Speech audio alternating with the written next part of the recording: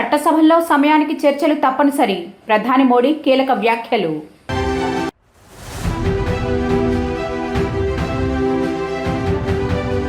Kerala CM Pinarayi విజయన్కు ED show cause నోటీసులు.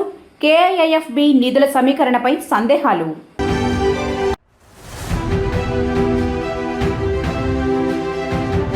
తిత్వా ప్రభావంతో ఏపీలో వర్షాలు. పలు జిల్లాలకు రెడ్ అలర్ట్.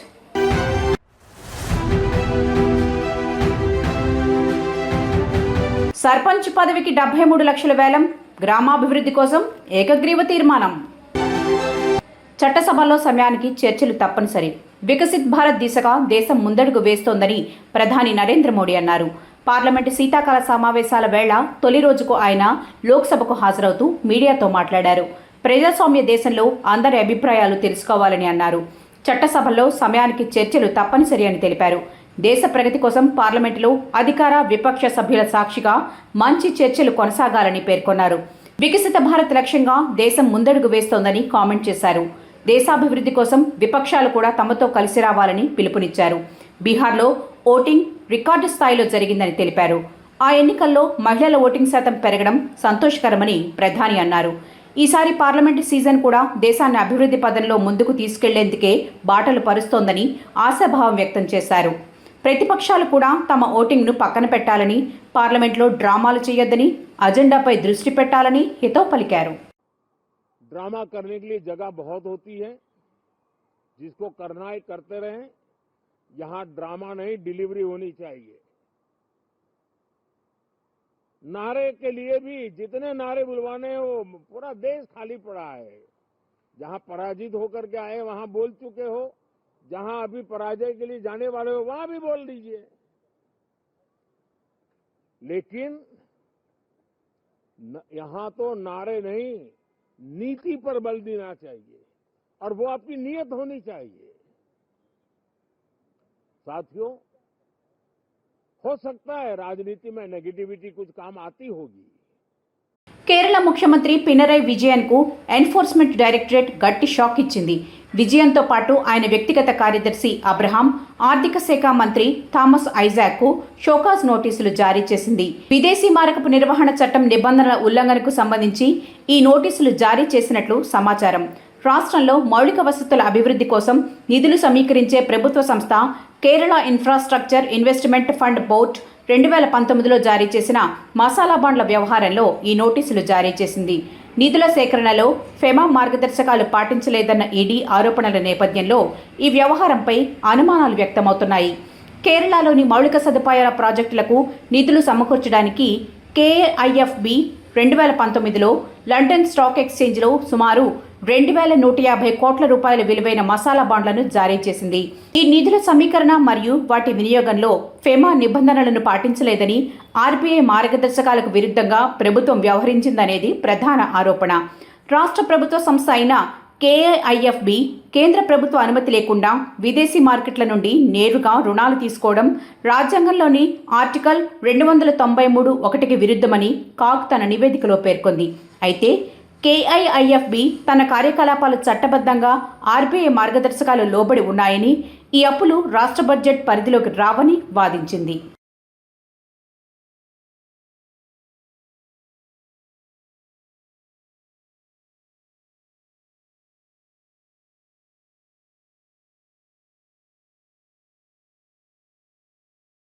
తెలంగాణ ముఖ్యమంత్రి రేవంత్ రెడ్డి ఫుట్బాల్ బూట్లను తొడిగి మైదానంలో కసరత్తులు మొదలుపెట్టారు. అర్జెంటీనా ఫుట్బాల్ దిగ్గజం లియోనెల్ మెస్సీ టీంతో జరగనున్న మ్యాచ్ కోసం ఆయన సన్నద్ధమవుతున్నారు. ఆదివారం రాత్రి హైదరాబాద్లోని మర్రి చెన్నారెడ్డి మానవ వనరుల కేంద్ర గ్రౌండ్లో సీఎం రేవంత్ రెడ్డి గంటపాటు ఫుట్బాల్ ప్రాక్టీస్ చేశారు. ఇందుకు సంబంధించిన ఫోటోలు సోషల్ మీడియాలో వైరల్గా మారాయి. డిసెంబర్ 13వ తేదీన ప్రపంచ ప్రఖ్యాత ఫుట్బాల్ ఆటగాడు లియోనెల్ మెస్సీ హైదరాబాద్ రానున్నారు.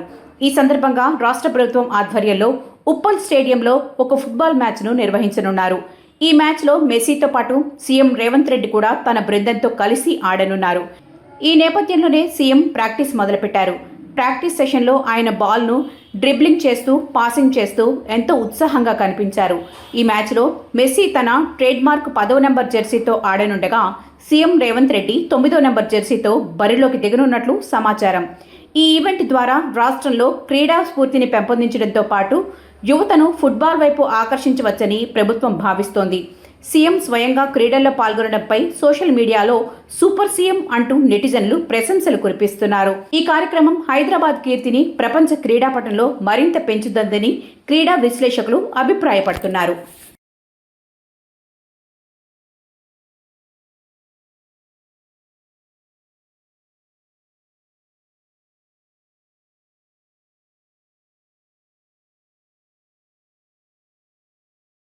ఆంధ్రప్రదేశ్ రాష్ట్రాన్ని వర్షాలు వదిలిపెట్టడం లేదు. వర్షాకాలం ముగిసినప్పటికీ వాతావరణ పరిస్థితులు అనుకూలంగా ఉండడంతో వానలు కురుస్తూనే ఉన్నాయి. బంగాళాఖాతంలో వరుస అల్పపీడనాలు, వాయుగుండాలు, తుఫానులు ఏర్పడుతున్నాయి. ఇటీవల మంతా తాజాగా దిత్వా తుఫాను బీభత్సం సృష్టించింది. దిత్వా తుఫాను బలహీనపడినా దాని ప్రభావంతో వర్షాలు కురుస్తున్నాయి. ప్రస్తుతం దిత్వా తుఫాను తీవ్ర వాయుగుండంగా బలహీనపడింది. ఈ రోజు మరింత బలహీనపడుతుందని వాతావరణ శాఖ తెలిపింది. వాయుగుండం ప్రభావంతో ఈరోజు నెల్లూరు, తిరుపతి, అన్నమయ్య జిల్లాల్లో కొన్ని చోట్ల భారీ నుంచి అతి భారీ వర్షాలు కురిసే అవకాశాలు ఉన్నాయని ఏపీ విపత్తు నిర్వహణ సంస్థ పేర్కొంది.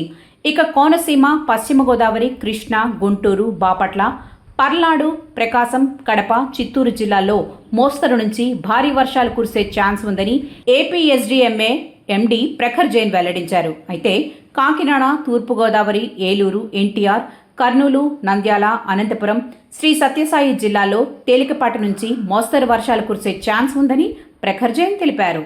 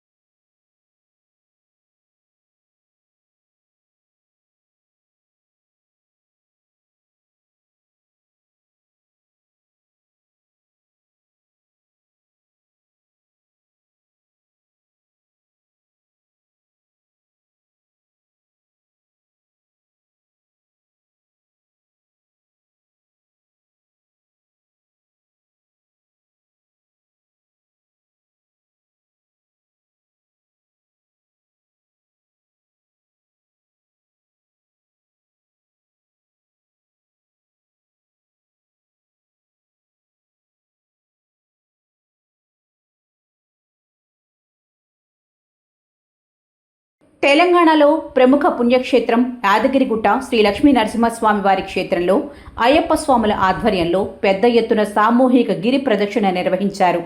అయ్యప్ప స్వామి దీక్ష చేపట్టిన మాలధారణ భక్తుల సామూహిక గిరి ప్రదక్షిణ పర్వం పెద్ద సంఖ్యలో జరిగింది.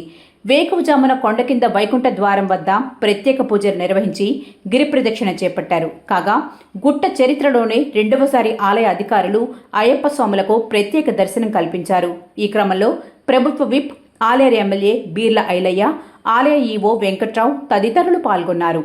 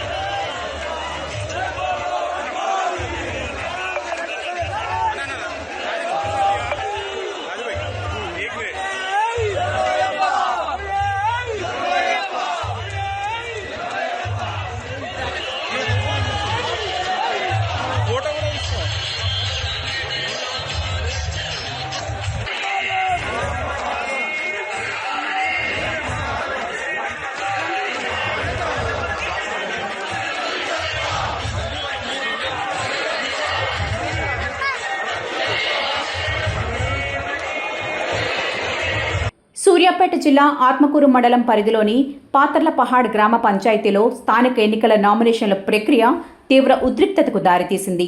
సర్పంచ్ మరియు వార్డు మెంబర్లుగా నామినేషన్లు వేసిన బీఆర్ఎస్ పార్టీ అభ్యర్థుల దరఖాస్తులను ఎన్నికల సంఘం అధికారులు తిరస్కరించడంపై బీఆర్ఎస్ నాయకులు తీవ్ర అభ్యంతరం వ్యక్తం చేశారు.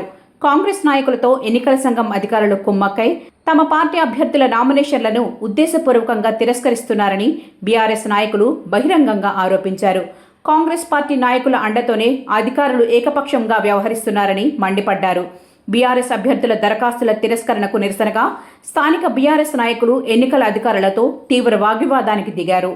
అధికారులు వెంటనే తమ నామినేషన్లు ఆమోదించాలని డిమాండ్ చేస్తూ నిరసన వ్యక్తం చేశారు. దీంతో పాతర్లపహాడ్ గ్రామ పంచాయతీ కార్యాలయం వద్ద కొద్దిసేపు ఉద్రిక్త వాతావరణం నెలకొంది.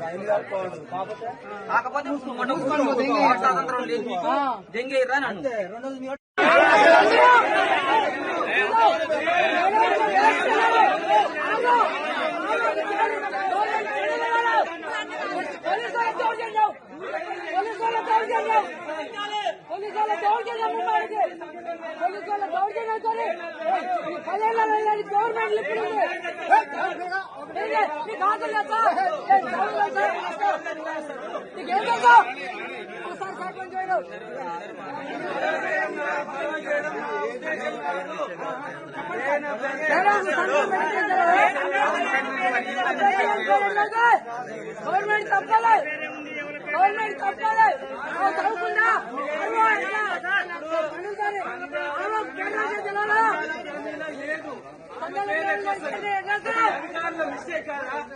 అధికారుల మిస్టేక్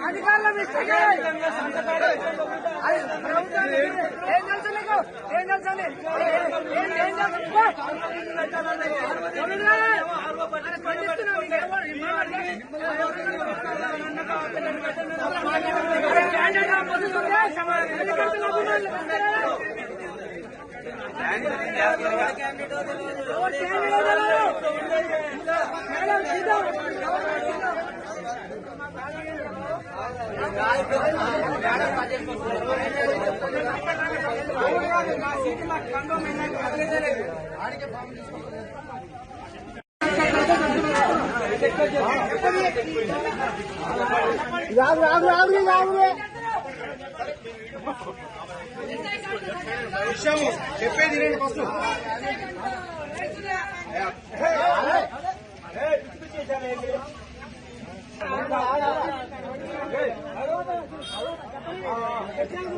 చెప్పేది వినంటే ఏం చెప్తాను.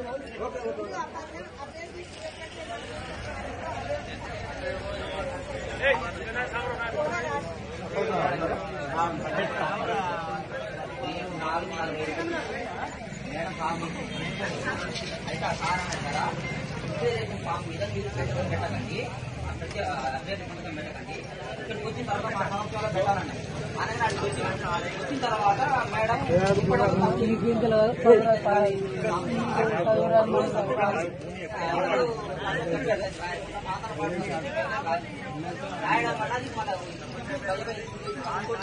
ఇచ్చే వరకు 5 గంటలు దాటిపోయింది. 5 గంటలు దాటిపోయింది. నేను ఇది విక్టరీస్ నాకు మొత్తం మర్చిపోయి ఇక్కడికి వచ్చిన. ఇక్కడికి వచ్చే వాళ్ళు మర్చిపోయినాం కదా అని వాళ్ళు రిటర్న్ పోతే 5 గంటలు దాటింది వెళ్ళిపోరని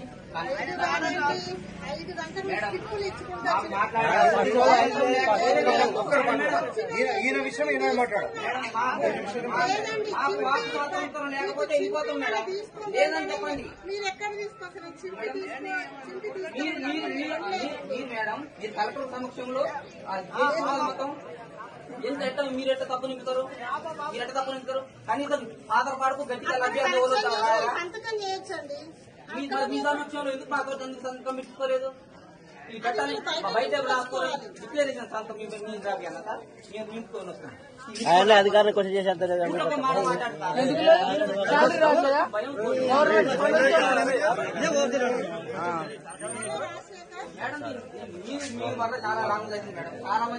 చాలా రాంగ్ అది.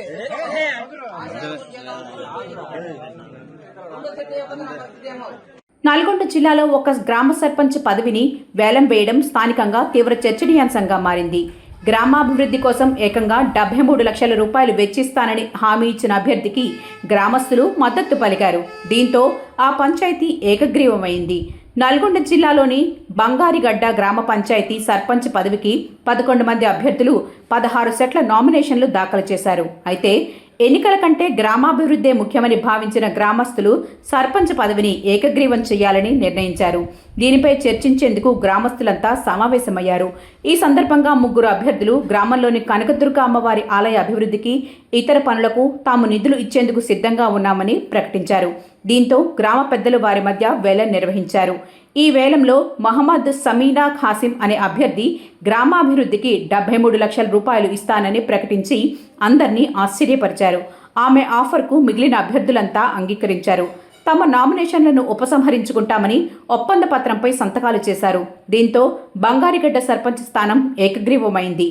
దీనిపై ఎన్నికల అధికారులు అధికారికంగా ప్రకటన చేయాల్సి ఉంది.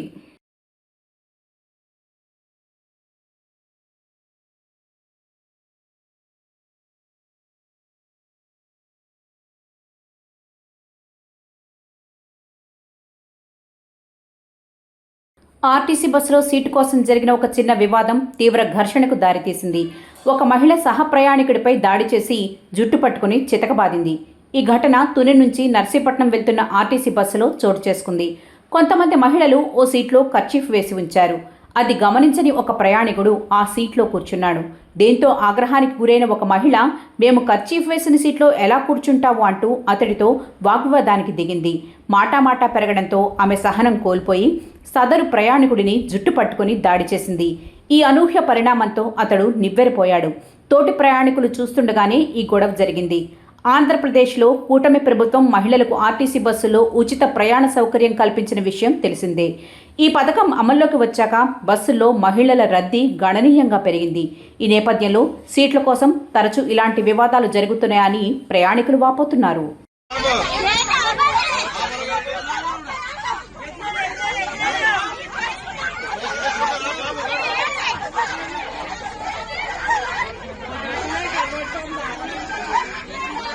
కేరళలోని మున్నార్ సమీపంలో గల చిన్నార్ అటవీ ప్రాంతంలో ఒక అసాధారణ సంఘటన జరిగింది.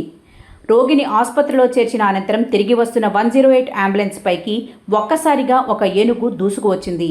ఈ సంఘటనతో అంబులెన్స్లోని సిబ్బంది కొద్దిసేపు ఆందోళనకు గురయ్యారు. అయితే అంబులెన్స్ డ్రైవర్ ఏమాత్రం భయపడకుండా తన సమయస్ఫూర్తిని ప్రదర్శించి ఏనుగును భయపెట్టి తిరిగి అడవిలోకి పంపడానికి ఆయన అంబులెన్స్ సైరన్ను మరియు హారన్ను పదే పదే మోగించారు. ఈ ధ్వనులకు బెదిరిన ఆ ఏనుగు చివరకు అంబులెన్స్ను వదిలిపెట్టి తిరిగి అడవుల్లోకి వెళ్లిపోయింది. ఈ సంఘటన వలన ఎవరికీ ఎలాంటి ప్రమాదం జరగకపోవడంతో అంబులెన్స్ సిబ్బంది ఊపిరి పీల్చుకున్నారు.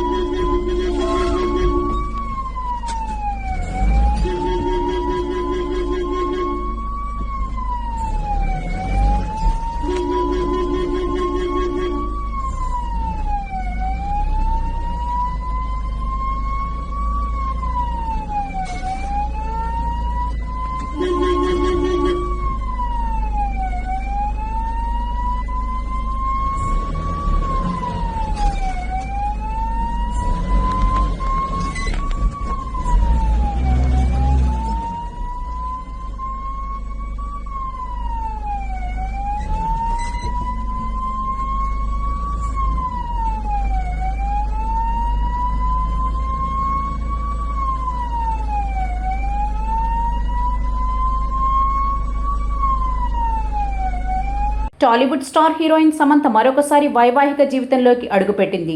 2017 అక్టోబర్ 6వ తేదీన టాలీవుడ్ యంగ్ హీరో అక్కినేని నాగచైతన్యను వివాహం చేసుకున్న సమంత కొన్నేళ్ల తర్వాత ఇరువురికి విభేదాలు రావడంతో విడాకులు తీసుకున్నారు. అనంతరం నటి శోభితా ధూళిపాలను నాగచైతన్య వివాహం చేసుకున్నాడు. ఆ సమయంలో సమంత కూడా మరొకరిని పెళ్లి చేసుకుంటుందని ఊహాగానాలు వినిపించాయి. కానీ అవేవీ నిజం కాలేదు. అయితే దర్శకుడు రాజ్ నెడమోర్తో సమంత డేటింగ్ చేస్తోందన్న రూమర్స్ గట్టిగా వినిపించాయి.